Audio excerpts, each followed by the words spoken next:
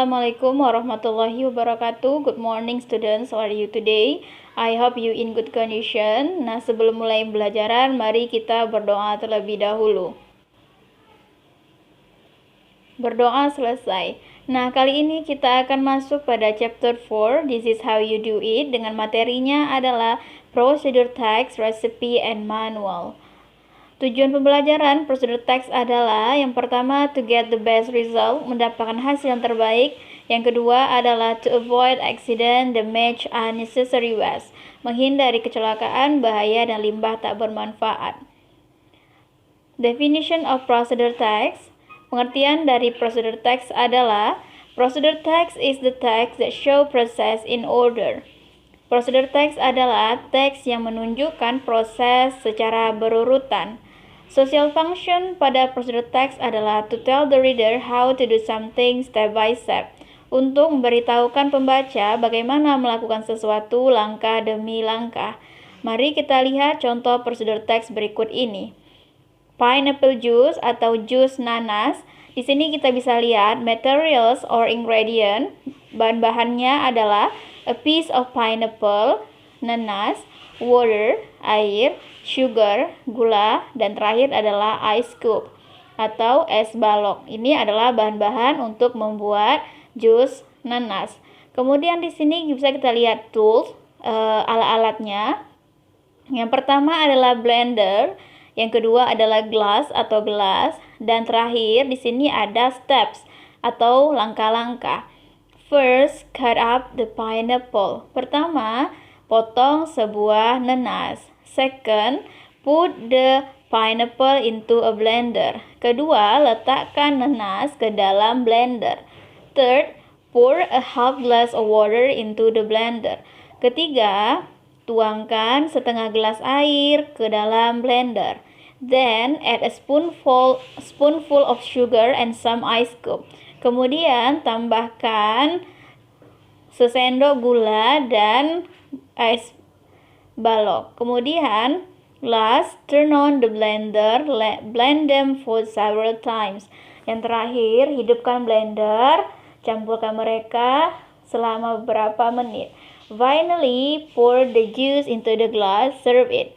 Dan terakhir, tuangkan jus ke gelas dan sajikan. Nah, kita bisa lihat di sini ada materials or ingredient, tools, dan step. Maka, apa saja struktur dari procedure text? Yang pertama bisa kita lihat goal or aim, atau bahasa Indonesianya adalah tujuan. Di sini berarti di semua procedure text harus ada tujuannya terlebih dahulu. Di contoh kita yang tadi, berarti goal atau aim-nya adalah pineapple juice. Kita ingin membuat jus nanas. Kemudian kedua, strukturnya adalah ada ingredients or material, bahan-bahannya. Di sini berarti kita bisa lihat ada material or ingredientnya, a piece of pineapple, water, sugar, and ice cube. Dan kemudian toolsnya blender dan glass. Berarti bisa kita simpulkan ingredients atau material ini adalah bukan hanya bahan-bahan saja, namun juga alat-alat apa yang kita gunakan ketika kita ingin membuat jus nanas. Kemudian yang terakhir adalah steps or method, langkah-langkah. Nah, ini adalah bagian yang terakhir pada procedure text. Langkah-langkah membuat dari jus nanas. Kemudian kita lihat pada bagian step atau langkah-langkah. Di sini bisa kita lihat apa saja ciri-ciri kebahasaan dalam procedure text. Yang pertama kita bisa lihat ada adverbial of sequence, kata keterangan urutan.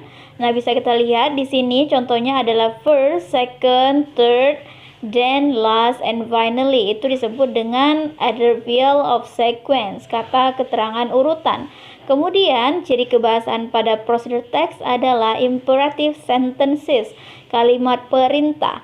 Bisa kita lihat di sini, contohnya adalah cut up the pineapple, potong apel. Kemudian, put up the pineapple into a blender, letakkan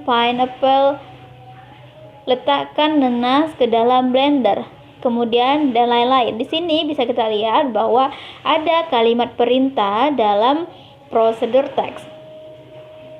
Mari kita lihat apa saja contoh dari action verb dan artinya.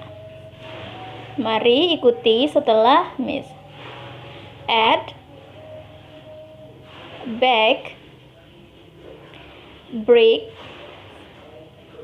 blend, cook, cut, crush, dish, fry, grate, grill, heat, measure, peel, put, pour, slice, stir, spread, turn.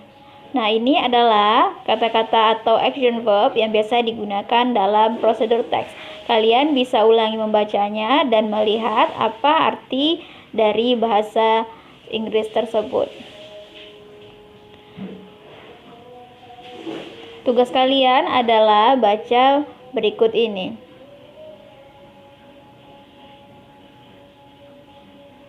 Baiklah, I think that's all. Sekian dan semoga bermanfaat. Jangan lupa kerjakan tugasnya dan dikumpulkan sesuai waktu yang telah ditetapkan. Thank you. Assalamualaikum warahmatullahi wabarakatuh.